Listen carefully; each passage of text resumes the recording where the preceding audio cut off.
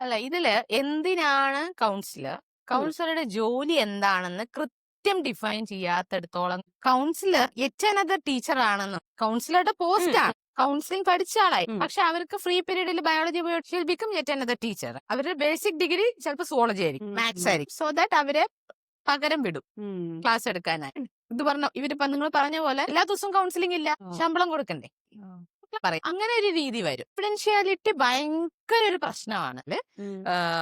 ഇത് റെക്കോർഡ് ചെയ്യണല്ലോ, പേര് എഴുതണം, കേസ് എഴുതണം. അപ്പൊ കുട്ടികളെ സംബന്ധിച്ച് അതൊരു പ്രശ്നമാണ്, ഒരു കോൺഫിഡൻഷ്യാലിറ്റി പ്രശ്നമാണ്. പക്ഷെ ഇതൊക്കെ കോൺഫിഡൻഷ്യാലിറ്റി സൂക്ഷിച്ചുകൊണ്ട് തന്നെ ഇത് കൈകാര്യം ചെയ്യാൻ പറ്റും. ഇഫ് ആ ഹെഡ് ഓഫ് ദി ഇൻസ്റ്റിറ്റ്യൂഷൻ ഇതിൽ ഇന്റർഫിയർ ചെയ്യാൻ പാടില്ല. ഇന്ന് വന്ന കേസസ് എടുക്ക്, അല്ലെങ്കിൽ സീനിയർ ടീച്ചേഴ്സ് അതിൽ ഇടപെടുന്ന രീതിയൊക്കെ വരുന്ന സമയത്ത് കുട്ടികളോട് പിന്നെ അതിനനുസരിച്ച് പെരുമാറിക്കഴിഞ്ഞാൽ അങ്ങനെ ഒരു ബുദ്ധിമുട്ട് വരും.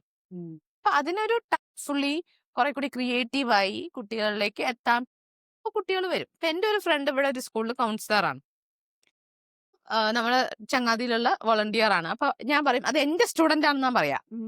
ചേച്ചിയാണ്, അതായത് മുതിർന്ന, പക്ഷെ ഞാൻ പറയാം എന്റെ സ്റ്റുഡന്റ് ആണ്. അനിഷ എന്നാണ് പേര്. അപ്പൊ അവിടെ കുട്ടികൾ വളരെ കംഫർട്ടബിൾ ആണ്. അവര് കൃത്യമായിട്ട് ഡിഫൈൻ ചെയ്തിട്ടുണ്ട്, ഞാൻ ഇതാണ്